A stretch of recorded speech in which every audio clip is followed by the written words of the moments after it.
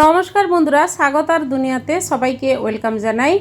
আজ বানাবো বেসনের লাড্ডু। অল্প সময়ে বানিয়ে ফেলুন। প্রথমে বড় একটা পাত্রের মধ্যে দিয়ে দিলাম 1 বাটি বেসন আর সামান্য লবণ। বেসনের সঙ্গে লবণটা ভালোভাবে মিশিয়ে অল্প অল্প করে জল দিয়ে বেসনের ব্যাটারটা তৈরি করে নেব। পাতলা করে কিন্তু ব্যাটারটা তৈরি করে নেব আর কিছুক্ষণ আমি ফেটিয়ে নেব। বেসনের ব্যাটারটা তৈরি করে নেওয়ার পর গ্যাস অন করে কড়াইর মধ্যে রিফাইন তেল বেশ কিছুটা পরিমাণ দিয়ে দিলাম। তেলটা গরম হয়ে যাওয়ার পর গ্যাসের ফ্লেমটা হাই টু মিডিয়াম করে বেসনের গোলা থেকে চামচের সাহায্যে এভাবে আমি দিয়ে দিচ্ছি তেলের মধ্যে। আপনারা আপনাদের মতো করে তেলের মধ্যে দিয়ে দেবেন বেসনের গোলা, তাহলে সুন্দরভাবে ভাজাও হয়ে যাবে। আর গ্যাসের ফ্লেমটা হাই করবেন না, পুড়ে যাবে।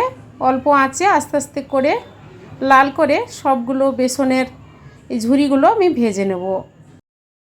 তেল থেকে ছেঁকে প্লেটের মধ্যে তুলে নিলাম।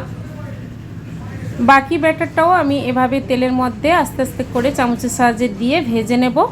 আর ব্যাটারটা দেখুন খুবই পাতলাভাবে করেছি, আপনারা মোটা করে ব্যাটারটা তৈরি করেও ভাজতে পারেন।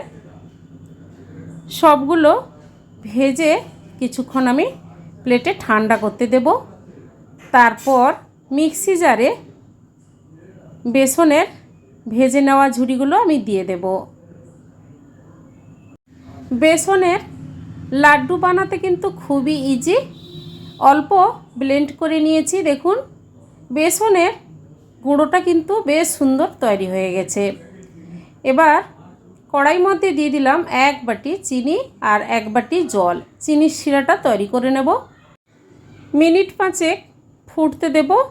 আর ফুটতে ফুটতে দেখবেন চিনির শিরাটা কিন্তু ঘন হয়ে আসছে। তারপর দিয়ে দিচ্ছি 3 থেকে 4টে ছোটো এলাচের দানা। এরপর দিয়ে দেব রেড ফুড কালার, অল্প দিয়ে দিচ্ছি কালারটা ভালো আসার জন্য। চিনির শিরাটা আপনারা দেখবেন যে হাতের মধ্যে নিলে বেশ তারের মতো হয়ে আসছে, তাহলে বুঝবেন যে চিনির শিরাটা পাকটা ভালোভাবে হয়ে গেছে। এরপর বেসনের গুঁড়োটা চিনির শিরায় দিয়ে দেব। দেওয়ার পর নাড়াচাড়া করে আর কিন্তু আমি ফোটাবো না। গ্যাস অফ করে কিছুক্ষণ ঠান্ডা করে নিলেই তারপর বেসনের নাড়ু তৈরি হয়ে যাবে। চালমগজ অল্প ঘিতে ভেজে নিয়েছিলাম আলাদা কড়াইতে। চালমগজ দিয়ে প্লেটে নামিয়ে কিছুক্ষণ ঠান্ডা করে হাতে সামান্য ঘি লাগিয়ে ছোট ছোট করে সবগুলো বেসনের লাড্ডু তৈরি করে নিচ্ছি।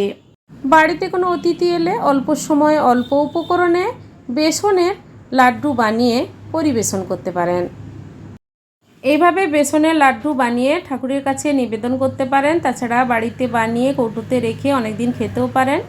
আজকের এই বেসনের লাড্ডু রেসিপি কেমন লেগেছে বন্ধুরা কমেন্ট করে অবশ্যই জানাবেন, লাইক করবেন আর আমার চ্যানেলটি বন্ধুরা সাবস্ক্রাইব করে নেবেন। আজ এই পর্যন্ত, আবার হাজির হব যে কোনো সময় নতুন কোনো রেসিপি নিয়ে। সবাই ভালো থাকুন, সুস্থ থাকুন, ধন্যবাদ।